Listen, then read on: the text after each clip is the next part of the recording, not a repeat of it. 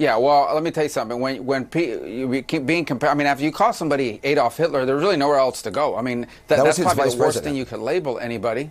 Right. That was his vice president who called him Adolf Hitler. Donald Trump's former adversary and current sycophantic Floridian stooge, Marco Rubio, got into an absolute brawl this morning with CNN's Anderson Cooper over everything from dancing around defending Trump's tangents to attempting to correct the narrative of who called whom a Nazi. And even for me, someone whose personal pastime is watching Republicans contort themselves into figurative human pretzels, this insane logic that could only come from the embodiment of the term Florida man was a sight to behold. We'll break it all down and watch Anderson Cooper dismantle Rubio's arguments like a Jenga tower, but if I could just quickly ask you if you enjoyed the channel and our videos to drop a like, a blue heart in the comments, and a subscribe, I'd greatly appreciate it and it helps out the channel a bunch.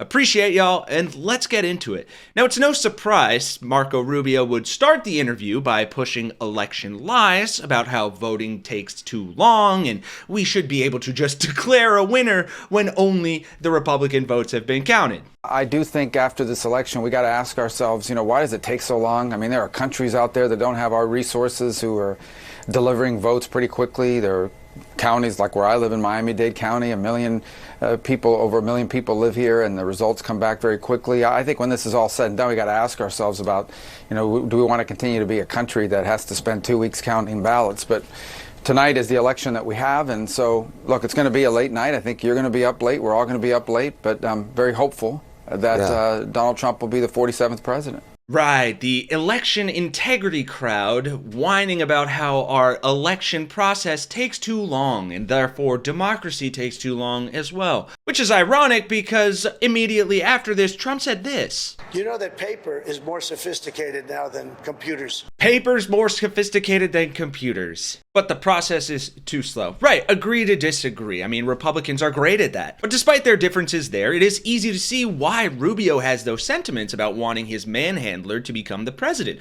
I mean, they actually do have a lot in common. They both love lying, and they both share a weird fascination with the male genitalia. He says, he's always calling me Little Marco. And I'll admit, the guy, he's taller than me, he's like 6'2", which is why I don't understand why his hands are the size of someone who's 5'2". Have you seen his hands?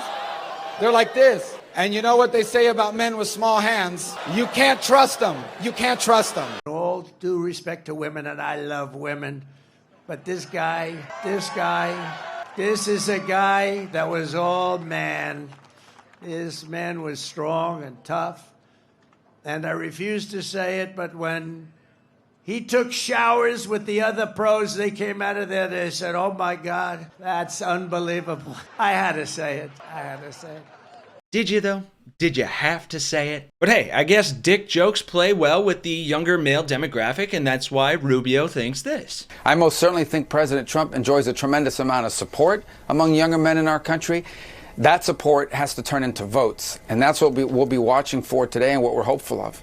Yes, the new Republican slogan, converting dick jokes to votes, make America gay again. But here is where the interview truly gets off the rails. When Rubio is confronted with some of the vitriol that Trump has spewed. Vice President Harris, in her closing day or two, wasn't even mentioning the former president by name. I just want to play something that the former president said after midnight last night at his final campaign rally. Let's take a look.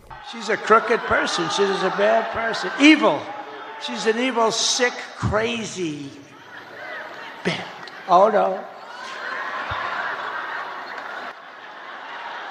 It starts with a B, but I won't say it. I want to say it. Unclear there if he was having a senior moment or just deep-throating another mic. He was actually talking about Nancy Pelosi there. Do you wish, obviously there were a lot of people in his campaign who had a very clear idea of what they wanted his closing argument to be, the economy, the border. Are you concerned about some of the tangents he's been going off on the last couple of days? Well, this is a guy that's been called, compared to Adolf Hitler. This is a person whose supporters have been called subhuman garbage and worse, compared to Nazis by major media outlets. Well, so you're going to punch him, he's going to punch back even harder. You used to call him a fraud. So, the language people are running has been campaigns out that way for a long time. Yeah, well, let me tell you something. When you keep being compared, after you call somebody Adolf Hitler, there's really nowhere else to go. That's probably the worst thing you could label anybody. Right, that was his vice president who called him Adolf Hitler. No.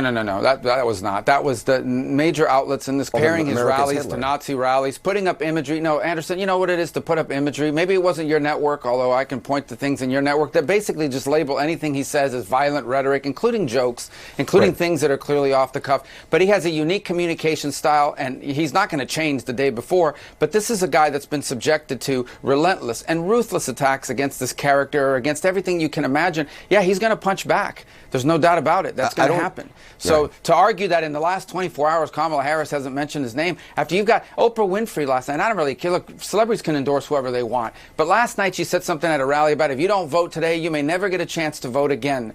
Really? Come on. This is silly stuff. Yeah, there's going to be some punchback. You do know that There's your no doubt candidate about it. has been saying that for weeks now about it's the end of America, it's the last election.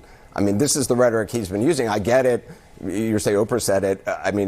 And it was J.D. Vance who called him America's Hitler. Well, J.D. Vance has already addressed that, and he addressed that in the past as far as he changed his mind and he feels very differently about Donald Trump today. He's his running mate and he's a strong supporter. And so look, there are a lot of people that are going to vote for Donald Trump today that didn't vote for him in 2020, that didn't vote for him in 2016. But you know what they're saying to themselves? When Donald Trump was president, life was more affordable, our country was safer, and it was stronger and more respected in the world. And ultimately, that's what's going to matter. When people go put gas in their car, when people have to pay their bills at the end of the month, they believe they're going to be better off under Donald Trump than they do under a Kamala Harris presidency. And that's what's going to matter on a daily basis. It's going to matter for the future of our country. There is no doubt. Both sides are saying that this is a definitional election that's going to determine the future of our country. I agree. That's one thing we can all agree on. And so let's go out and vote today and make our choice. We're blessed to be able to make that choice at the ballot box. And I strongly believe that our country is going to be better off, not just over the next 4 years, but for future American generations if Donald Trump is elected the 47th president of the United States. Wow. The day of the election and Republicans are still gaslighting themselves that life would be better under Donald Trump, that he didn't oversee the greatest global pandemic, economic collapse, that he completely mishandled, that he hasn't been using violent rhetoric against the left and his enemies or the enemies within for weeks, months, years. Or that every single one of those Republicans that is currently doing to Donald Trump's genitalia what he does to microphones were within the last decade comparing him to Adolf Hitler, saying they were never Trumpers, and fighting against him for the role of president. If that doesn't tell you who people should be voting for and who should be running the country and taking us into a better future, then quite frankly, this country is fucked. Thanks for watching. If you enjoyed seeing the floor wiped with Marco Rubio, please consider dropping a like, supporting the channel, drop a blue heart in the chat, let us know that you voted. For Really American, I'm Kenny Hesse, and I'll see you all in the next one.